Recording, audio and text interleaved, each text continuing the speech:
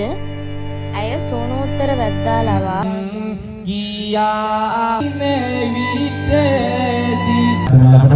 තම ආදරණීය පියා අදට ඔබ අතරින් සමවරගෙන වසර 5ක් ගත වෙන දවසට මේ විදිහට පින් ප්‍රාර්ථනා කරලා තමන්ගේ ආදරණීය තාත්තට අමා මහ නිවන් සුව දී විදිහට ප්‍රාර්ථනා කරනවා. තාත්තේ ඔයාට තියේනවානේ දකින්න විටදී ඔයා ලෙඩක් සැතුන විට පියතුම පාරේතියන් ගියා මට ගුණ මතකතියේ කියන්නේ කවි ගායා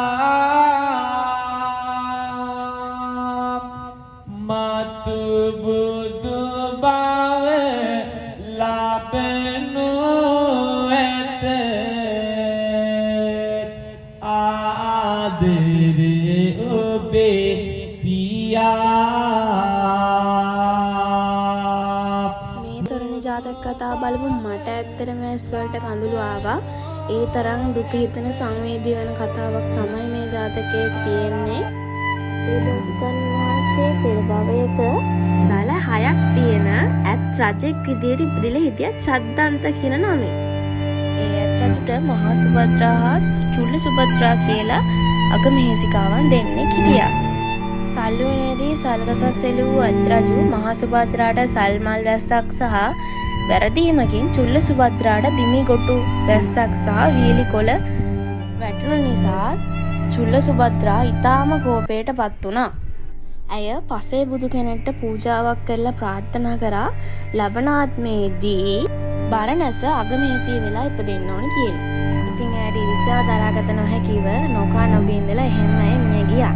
බරණැස අගමේසී වී ඉපිද ඇය සෝනෝත්තර වැද්දා ලවා ඇත් රජුගේ දල රැගෙනීම නියෝග කළා. කසාවතක් පොරවගත් මේ සෝනෝත්තර වැද්දා ඉන්පසුව ඇත් රජතුමා උගලකට අහු කර විෂ හීයකින් ඔහුට විද්දා.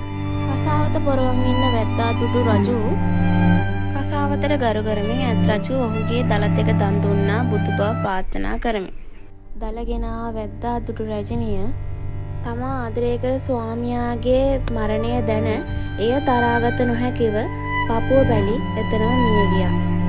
ඉතින් ඒක තමයි මේ ජාතකයෙන් කියන කතාව. බුදු බව ලබනු ඇත ආදරේ ඔබේ. ඉතින් ඔයාලට පේනවා සෙනඟ ගොඩක් ඉන්නවා. ඒ වගේම එන්නත් අමාරුයි. ජූනි 6 වෙනකන් පෙන්නනවා මේක. ඔයාලට ඇවිල්ලත් බලන්න පුළුවන්.